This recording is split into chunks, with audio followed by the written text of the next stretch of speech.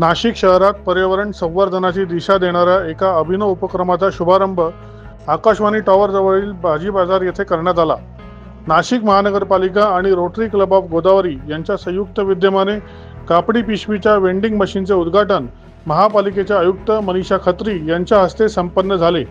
सिंहस्थ कुंभमेळ्याच्या पार्श्वभूमीवर शहरात प्लास्टिक मुक्त वातावरण निर्माण करण्याच्या उद्देशाने हा उपक्रम राबविण्यात येत असून भाजी बाजार व विविध बाजारपेठांमध्ये पर्यावरणपूरक कापडी पिशव्यांचा वापर वाढविण्यावर भर दिला जात आहे। या प्रसंगी बोलताना आयुक्त मनीषा खत्री यांनी प्लास्टिकचा वापर टाळून कापडी पिशव्यांचा वापर ही काळाची गरज आहे।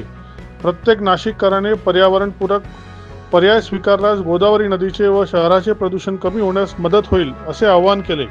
रोटरी क्लब ऑफ गोदावरीच्या अध्यक्षा डॉक्टर मिनल पलोड यांनी या उपक्रमाची माहिती देताना सांगितले की या वेंडिंग मशीनद्वारे नागरिक सहजरित्या कापडी पिशव्या कमी पैशात विकत घेऊ शकतात। लवकरच नाशिकमधील इतर भागांमध्येही हा उपक्रम राबविला जाणार आहे। या प्रसंगी क्लबचे प्रकल्प समन्वयक बसवराज अंगाडी, सचिव doctor Megha Nathe, doctor Pranita Gujarati, engineer Mahesh Bagul, Sonali Nerkar, Bhushan Patkar, Omkar Mahale, Madhukar Phatangare तसेच रोटरी क्लब ऑफ गोदावरीचे सदस्य व नाशिक महानगरपालिकेचे शहर अभियंता संजय अग्रवाल, कार्यकारी अभियंता सचिन जाधव, संदेश शिंदे, प्रशांत बोरसे, पालवे, जनसंपर्क अधिकारी योगेश खमोत यांच्यासह अनेक मान्यवर उपस्थित होते।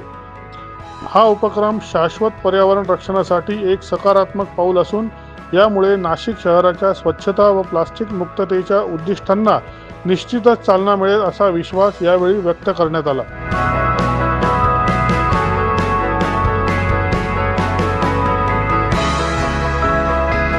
दैनिक भ्रमर, नाशिक।